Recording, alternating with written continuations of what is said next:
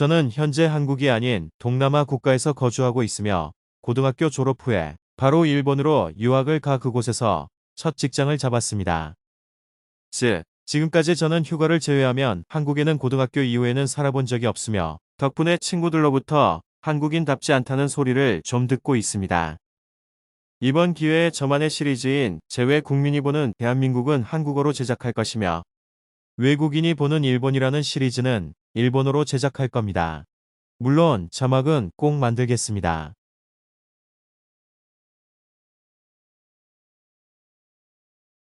결론부터 말씀드리면 과거에서 배운 것을 활용하지 못하는 것.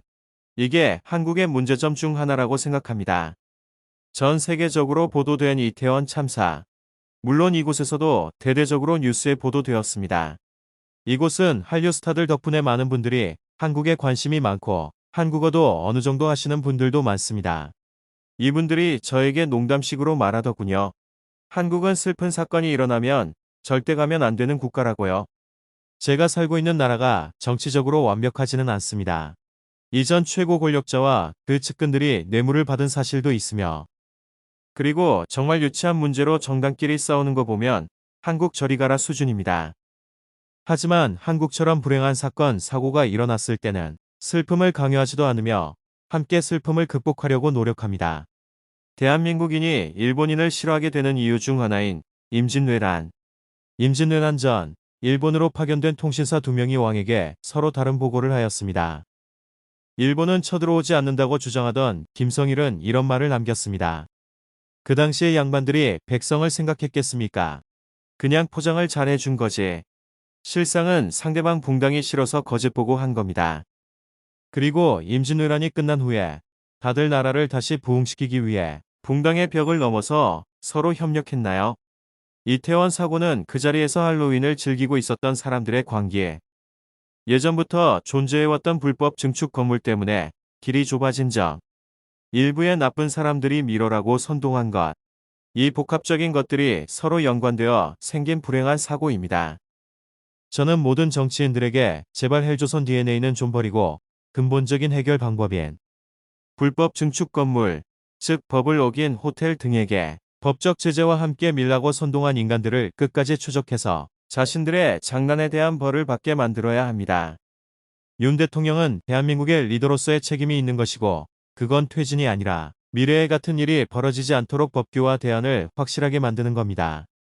대한민국의 아픈 사고 중 하나인 삼풍백화점 붕괴 사건. 이 사건도 여러 이유가 있지만 핵심은 일반인, 정치인을 다 떠나서 모든 국민의 안전의식 결여입니다. 삼풍백화점 당시 뇌물을 받은 공무원들, 설마 무너지겠어라는 방심 때문에 뇌물을 받았을 것이고 시공사도 대충 지어도 무너지지 않겠지라는 마음으로 지었을 겁니다.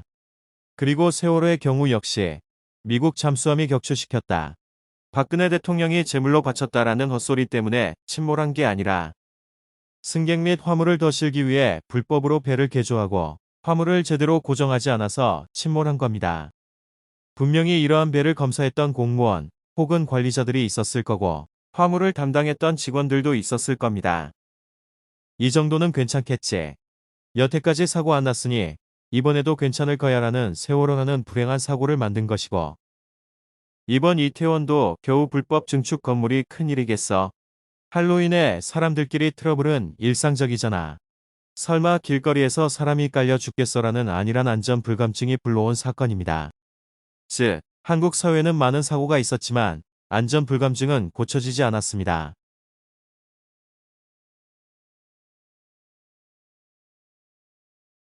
이미 한반도에서 정치 싸움 때문에 나라가 위험할 때도 싸우고 일이 끝난 다음에는 정치 권력을 잡으려고 싸우는 역사는 반복 중이며 그 역사에 지금은 국민들도 참가하여 판을 더 크게 벌리고 있습니다.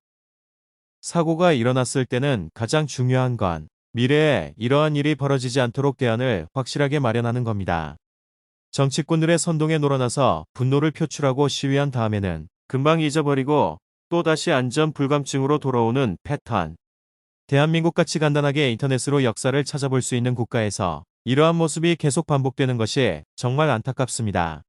정치인들은 조선시대로부터 이어진 DNA는 없애고 미래를 위한 대안을 마련하시고 국민들은 선동에 휩쓸리지 말고 언제나 이러한 사건을 중립적 보면서 기억해야 하며 안전에 대해 언제나 신경 써야 합니다.